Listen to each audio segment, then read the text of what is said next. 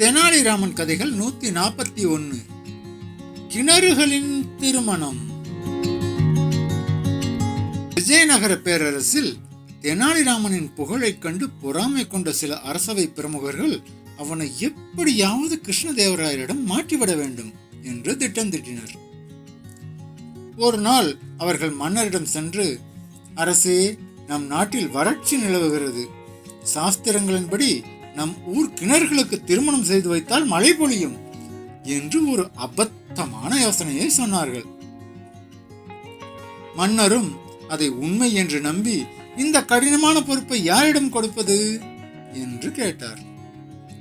சதிகாரர்கள் உடனே தெனாலிராமன் தான் இதற்கு சரியான நபர் என்று பரிந்துரைத்தனர்.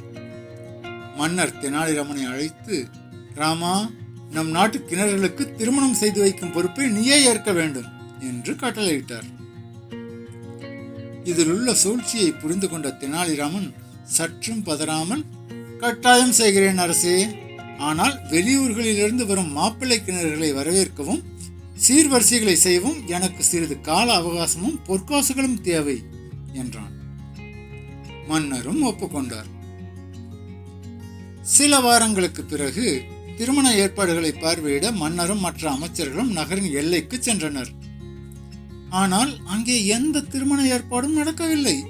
கோபமடைந்த மன்னர், ராமா, இங்கே திருமண ஏற்பாடுகள், இங்கே மாப்பிள்ளை கிணறுகள் என்று கேட்டார். அதற்கு தெனாலிராமன் பவ்யமாக, அரசே, அண்டை நாட்டு கிணறுகள் நமது எல்லை வரை வந்துவிட்டன. ஆனால் நம் ஊர் கிணறுகள் அவற்றை முறையாக வரவேற்று உபசரிக்கவில்லை என்று கோபித்துக் கொண்டு அவை திரும்பி சென்று விட்டன என்றான். மன்னருக்கு கோபம் வந்தது. என்ன உளறுகிறாய்? கிணறுகள் எப்படி நடந்து வரும்? அவை எப்படி கோபித்துக் கொள்ளும் என்று சத்தமிட்டார். உடனே தெனாலிராமன் சிரித்துக் கொண்டு, அரசே, கிணறுகள் நடந்து வராது என்பது உண்மையானால் கிணறுகளுக்கு திருமணம் நடக்கும் என்பது மட்டும் எப்படி உண்மையாகும் என்று கேட்டான். மன்னர் தன் தவறை உணர்ந்தார். மூட நம்பிக்கையை தூண்டிவிட்ட மற்ற அமைச்சர்களை எச்சரித்துவிட்டு தெனாலிராமனின் சமயோசித புத்தியை பாராட்டினார். நீதி: முட்டாள்தனத்துக்கு சாதுரியமே சரியான பதில். கதை படிக்கிறதுக்கு சப்ஸ்கிரைப் பண்றதே சரியான வழி.